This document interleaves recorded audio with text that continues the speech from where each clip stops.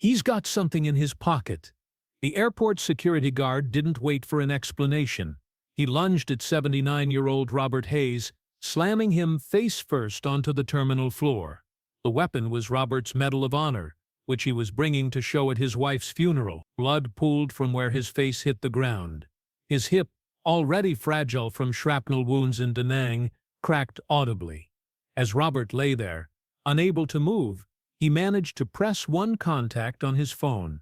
Marcus, emergency. His son, Commander Marcus Hayes of SEAL Team 6, was already at the airport, waiting to board the same flight. What happened next would shut down every flight in Texas. Dallas International Airport hummed with its usual morning chaos. Business travelers rushed between gates, families struggled with luggage, and the smell of overpriced coffee mixed with jet fuel. Gate B12 was packed for the 10:45 a.m. flight to San Diego, where Robert Hayes would bury his wife of 57 years. Robert moved slowly through the terminal, each step measured and careful. At 79, his body carried the weight of 3 wars: Vietnam, where he'd earned his Medal of Honor pulling 7 wounded Marines from a burning helicopter; Desert Storm, where shrapnel had permanently damaged his hip; and Afghanistan, where he'd served as a civilian contractor training young soldiers until age finally forced him home. He dressed carefully that morning in his best suit, the one he'd worn to his retirement ceremony 15 years ago. In his jacket pocket, wrapped in silk, was his Medal of Honor. His daughter had asked him to bring it for the funeral. Their mother had always been proudest of that medal, the one that nearly cost Robert his life to earn. ASA agent Derek Morrison was having a bad morning. 28 years old, 6 months on the job, and burning with the kind of authority that comes from a badge and minimal training. He'd already flagged 3 elderly passengers for additional screening that morning, enjoying the power more than he should. When Robert approached the gate, Derek noticed the slight bulge in his jacket pocket. His hand went immediately to his radio. Possible concealed item. Gate B12, he announced, already moving toward Robert. Robert was adjusting his boarding pass when Derek approached her. "I need you to stop right there and show me what's in your pocket." Robert looked confused. "It's my medal, son. I already showed it to TSA at security. I said, show me what's in your pocket." Derek's voice rose, drawing attention from nearby passengers. Robert reached slowly into his pocket, his arthritic fingers struggling with the silk wrapping. To Derek, the slow movement looked like stalling. The partial glint of metal looked like a weapon. "He's got something in his pocket," Derek shouted, not waiting for an explanation. He lunged at Robert, using a tackle he'd learned in his 2-week training course. The impact was devastating. Derek's 200 pounds slammed into Robert's frail frame, driving him face first into the floor. Robert's nose exploded in blood as it connected with the ground. His glasses shattered, pieces scattering across the gate area. His hip, held together by pins and prayers since 1991, cracked with a sound that made nearby passengers gasp. Robert's Medal of Honor flew from his pocket, sliding across the floor in its silk wrapping. His boarding pass fluttered away like a dying bird. His phone cracked but stayed in his hand, and with trembling fingers, he managed to press the emergency contact he'd never used. "Marcus, emergency." Derek pressed his knee into Robert's back, pulling out zip ties. "Stop resisting." Robert wasn't resisting. He couldn't. The 79-year-old veteran was barely conscious, blood pooling beneath his face, his hip screaming in agony. Passengers were shouting now, phones out, recording everything. An elderly woman was crying. A businessman was yelling at Derek to stop. But Derek was in his own world of imagined heroism, certain he'd prevented a terrorist attack. 3 gates away, Commander Marcus Hayes was reviewing mission reports on his laptop when his emergency phone buzzed. His entire body went rigid when he saw the caller ID. His father never used this number. The text was simple: emergency. Marcus stood immediately, and 39 other men throughout the terminal did the same. They'd been traveling separately to avoid attention, returning from a classified operation in Syria. But they were all connected through encrypted communication, and Marcus's alert reached them all. Farther down, Gate B12, converge. They moved through the terminal like ghosts, fast but not running, spreading out to avoid detection but all heading to the same destination. These weren't just any sailors. They were SEAL Team 6, the most elite warriors America had ever produced. Marcus reached gate B12. What he saw made his blood turn to ice. His father lay face down in a pool of blood, an overweight TSA agent kneeling on his back, zip ties being applied to his wrists. "Get off him," Marcus said, his voice carrying the kind of authority that made people freeze. Derek looked up, annoyed at the interruption. "Sir, stay back. This is a security situation." Marcus pulled out his military ID. "Commander Marcus Hayes, United States Navy. That's my father. Get off him now." Derek hesitated, confused by the sudden shift in dynamics. That hesitation was all Marcus needed. He moved forward, not aggressively but with unstoppable purpose, and Derek found himself stepping back without understanding why. Marcus knelt beside his father, his fraying hands immediately assessing the damage. Broken nose, possible concussion, definite hip fracture. His father's eyes were unfocused, confused. "Dad, I'm here," Marcus said softly. "Don't move." Robert's voice was weak. "Marcus, I was just your mother's funeral. My medal." Chief Petty Officer Thompson was the next to arrive, followed by Lieutenant Rodriguez, then more and more SEALs, until 40 of America's most elite warriors had formed a protective circle around Robert Hayes. One of them, Petty Officer Kim, picked up the Medal of Honor from where it had slid under a chair. He held it up for everyone to see. "This is what your weapon was. The Medal of Honor, the highest military decoration our nation can bestow." The crowd's mood shifted immediately. Murmurs of outrage rippled through the gathered passengers. Someone shouted, "That's a hero, you idiots!" Derek was backing away now, his earlier confidence evaporating. It looked like." He was reaching. Airport Security Supervisor Janet Mills arrived, drawn by the commotion. She took in the scene. An elderly man bleeding on the ground, 40 military personnel surrounding him, hundreds of passengers recording, and her TSA agent looking terrified. "What happened here?" she demanded. Marcus stood slowly, his 6'3" frame towering over her. "Your agent assaulted my father, tackled a 79-year-old Medal of Honor recipient to the ground for carrying his medal to his wife's funeral." Mills's face went pale. She could already see the lawsuits, the media nightmare, the end of her career. "I'm sure this is a misunderstanding." "There's no misunderstanding," Chief Thompson said, holding up his phone. "I've got the whole thing on video." Unprovoked assault on an elderly veteran. The EMTs arrived, but the SEALs wouldn't let them through until Marcus verified their credentials. As they worked on Robert, carefully preparing him for transport, something extraordinary began happening. The SEALs pulled out their phones and began making calls. Within minutes, the airport's Flight Operations Center received calls from the Pentagon, from senators, from the Secretary of the Navy. The message was clear: no flights leave until this is resolved. Airport Operations Director Michael Patterson arrived within 10 minutes, summoned by increasingly frantic calls from his staff. "Gentlemen, I understand there's been an incident, but we can't ground all flights." Lieutenant Rodriguez smiled coldly. "Watch us." Patterson's phone rang. He answered, his face growing paler with each word.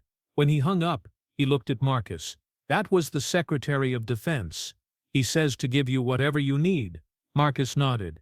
"First, I want every flight grounded until my father is safely transported to a hospital. Second, I want that agent arrested for assault. Third, I want a full investigation into your security procedures that allowed this to happen." "Commander, grounding flights will affect thousands of passengers. My father affects millions," Marcus replied. "He saved 7 Marines in Vietnam. He trained hundreds of soldiers who went on to save thousands more. He's worth more than your flight schedule." As Robert was being loaded onto a stretcher, he grabbed Marcus's hand. "Son, don't make a fuss. Your mother wouldn't want, Mom would want justice, Dad, and that's what you're getting." One by one, each SEAL walked past Robert's stretcher and saluted. Passengers throughout the terminal began applauding. Someone started singing the national anthem, and soon hundreds of voices joined in. Derek Morrison was arrested on charges of assault, excessive force, and violation of civil rights. As he was led away in handcuffs, He had to walk past 40 SEALs standing at attention. Not one of them looked at him. He was beneath their notice. The flight board at Dallas International showed a sea of red delayed notifications. Every flight was grounded for 2 hours, while Robert was transported and the scene was investigated. The airline losses would exceed $10 million. But something beautiful happened during those 2 hours. Throughout the terminal, veterans began identifying themselves. Stories were shared. Passengers who'd been strangers began talking about their family's military service. The terminal transformed from a place of transit to a place of community. The 40 SEALs didn't leave the hospital. They established a command post in the waiting room, rotating shifts to ensure Robert was never alone. Hospital staff initially protested the military presence, but when the chief of staff learned who Robert was and what had happened, he provided a conference room for the SEALs to use as their base. During Robert's surgery, Marcus discovered something that made the incident even more tragic. His team's intelligence officer, Lieutenant Chen, had pulled Robert's complete service record. Beyond the Medal of Honor, beyond the Bronze Stars and Purple Hearts, there was a classified file that even Marcus hadn't known about. Robert Hayes had been part of Operation Kingpin, the 1970 attempt to rescue American POWs from Son Tay Prison in North Vietnam. Though the raid found no prisoners, they'd been moved days earlier, Robert had volunteered for what was considered a suicide mission. He'd also been instrumental in developing SEER training that had saved countless American lives over 5 decades. "Your father trained me," Master Chief Williams said quietly, reading the file. "I didn't make the connection until now. He was the instructor who taught us how to survive interrogation. He used his own experience as a POW to develop techniques that are still classified." Marcus looked at his father's records with new eyes. Robert had been captured in 1969, held for 6 months, tortured daily, and never broke. He escaped during a prisoner transfer, carrying 2 wounded soldiers 20 miles through jungle to reach American lines. That escape wasn't even mentioned in his Medal of Honor citation. It was a separate act of heroism entirely. While this revelation was unfolding, the airport situation was escalating. The FAA had initially resisted grounding all flights, but when video of the assault went viral and senators started calling, they had no choice. The economic impact was staggering. Each hour of ground stop cost airlines approximately $5 million. American Airlines CEO James Crawford personally called Marcus. "Commander Hayes, we'd like to offer your father lifetime first-class travel and a formal apology." "You can't travel anymore," Marcus replied coldly. "Your security broke his hip. He'll likely never walk unassisted again. You want to make this right? Change your policies so this never happens to another veteran." Meanwhile, Derek Morrison's background was being scrutinized. Investigators found a pattern of aggressive behavior toward elderly passengers, particularly minorities, and those he perceived as poor. 3 formal complaints had been filed against him in 6 months, all dismissed by Supervisor Janet Mill. The Department of Justice opened a civil rights investigation. At 3 p.m., while Robert was still in surgery, something unprecedented happened. The Joint Chiefs of Staff issued a joint statement condemning the assault and calling for systematic reform of TSA procedure. The Secretary of Defense personally called Marcus. "Commander, your father served under my command in Vietnam. I remember him. Toughest son of a bitch I ever met, pardon my language. Whatever you need, you have the full support of the Department of Defense." Marcus used that support strategically. He demanded and received access to TSA training materials, discovering that agents received less than 2 hours of training on dealing with elderly and disabled passengers. The threat assessment training emphasized speed over accuracy, encouraging agents to act first and assess later. The surgery took 6 hours. Robert's hip had to be completely replaced, and there was concern about blood clots given his age. When he finally woke up, the first thing he said was, "Did I miss Helen's funeral?" Marcus had to tell him yes. The funeral had proceeded without him, though his daughter had live-streamed it to the hospital. The entire SEAL team had watched with him, 40 of America's deadliest warriors openly weeping as Robert's daughter eulogized their mother. A week later, when Robert was stable enough for visitors, Derek Morrison's mother arrived at the hospital. She was a small woman in her 60s, carrying a bouquet of flowers and shaking with nerves. "Mr. Hayes," she said, tears streaming down her face. "I'm Derek's mother. I'm so sorry for what my son did to you. I didn't raise him to be this way. His father was military, died in Iraq when Derek was 10. I think he's been angry ever since." Robert studied her for a long moment, then patted the chair beside his bed.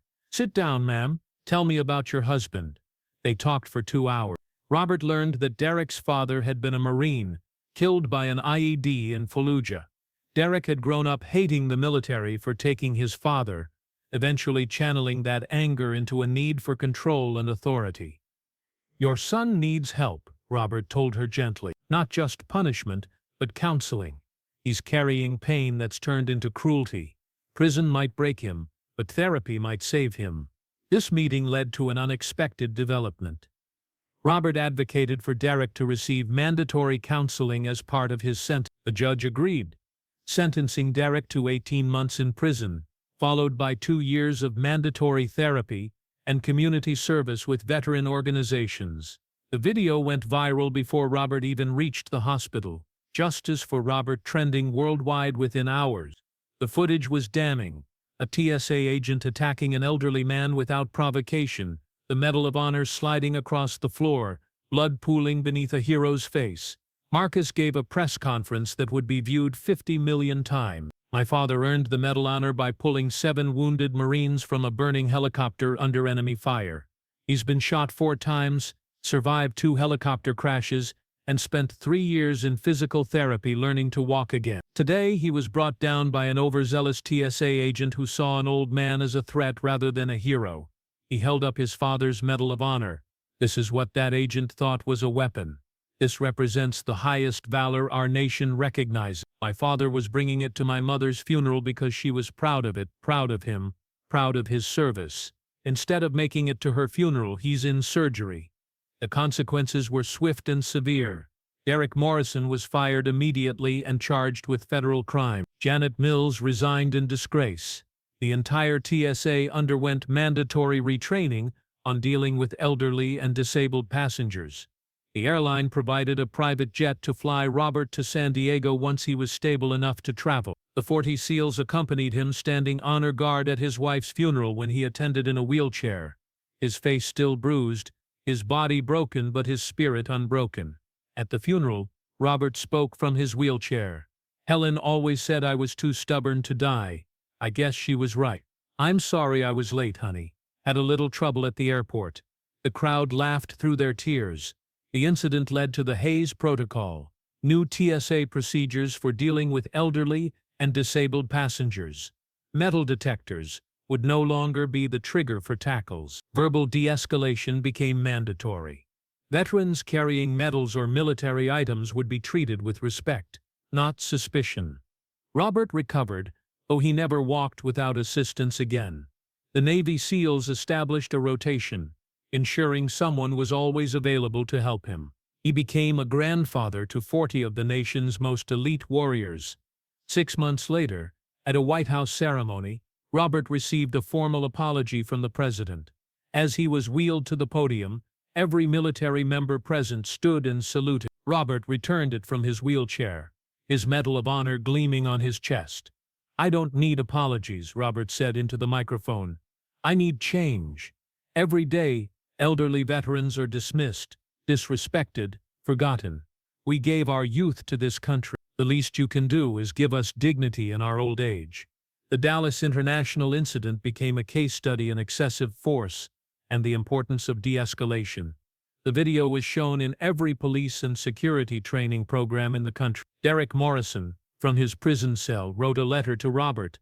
"Sir, I'm sorry. I saw age and assumed threat. I saw reaching an assumed weapon. I never saw the hero. I never saw the human.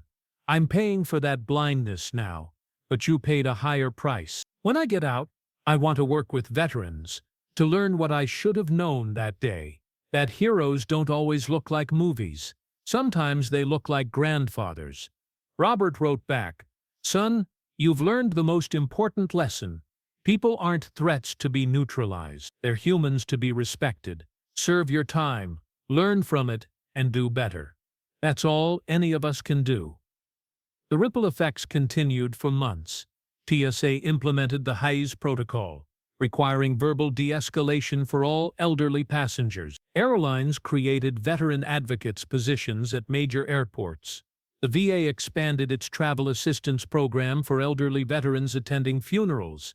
If this story moved you, remember that elderly veterans pass through our airports, stores, and streets every day. They carry invisible medals, untold stories, and unhealed wounds. One moment of unnecessary force can shatter bodies that have already given everything. One moment of respect can honor a lifetime of service. Choose respect